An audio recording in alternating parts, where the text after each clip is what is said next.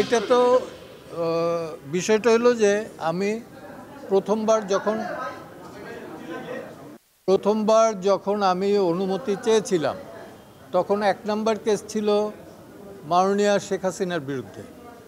তো তখন আমি হসপিটালে থাকার কারণে আমার এক কলিগকে দিয়ে পাঠিয়েছিলাম। সেটা কোর্ট তখন রিগ্রেট করলো এই কারণে যে অলরেডি নাকি অ্যাপয়েন্টমেন্ট দিয়ে দিছে, অলরেডি নাকি না দিয়ে দিছে। পরবর্তীতে আমি এনিয়াও উইলিংলি রাজি হইলাম মাননীয়া শেখ হাসিনার বিরুদ্ধে 2টো মামলাই করার। কিন্তু প্রথম মামলার জাজমেন্ট বের হওয়ার সাথে সাথেই দেখলাম ইউটিউবে যে মাননীয়া শেখ হাসিনা উনি যেটা বলছেন সেটা আমি যেটা পাইছি সেটা হচ্ছে যে উনি বলছেন যে এই এমনই একটা হইলো সেখানে জেডাই খান পান্নার যাওয়ার কথা ছিল কিন্তু সেও যায় নাই। আর কোর্ট বললেন, ট্রাইব্যুনাল যেটা বললেন যে সেটা নাকি শুনছেন তারা যে পান্নাকে যেতে দেওয়া হয় না। তো দুইটা একটু ডিফারেন্ট। আর দ্বিতীয়ত বলা হলো যে আপনি যে পরবর্তীতে রিগ্রেট করলেন, আমরা রিগ্রেট করছি লেখা আছে সেখানে যে আমার ব্যক্তিগত এবং শারীরিক কারণে আমি মাননীয়া শেখ হাসিনাকে প্রতিনিধিত্ব করব না।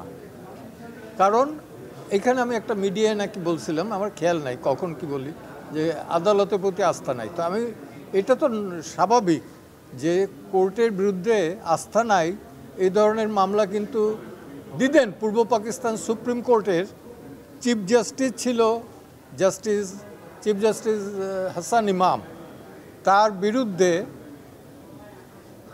অনাস্থার একটা প্রস্তাব নিয়ে এসেছিলেন যে ওই কোর্টে মামলা করবেন না। কেন?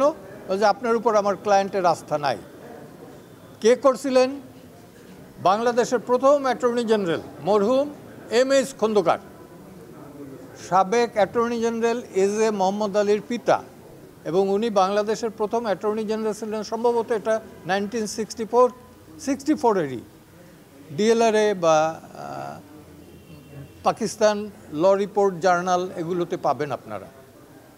সেখানে সেই মামলায় একটু বড় হয়ে যাইতেছে। কোর্টে বলছে যে আমার যে পজিশনটা হলো একদিকে এই প্রসিকিউশনের দেখাই বলছে যে ওনাদের বাহিনী, এবং আরেকদিকে হলো যে আওয়ামী লীগের যে সাপোর্টার তাদের দুই দিকের যে উক্তি তা তো আমি স্যান্ডউইচ হয়ে গেছি। ভয় পাওয়ার প্রশ্ন নাই।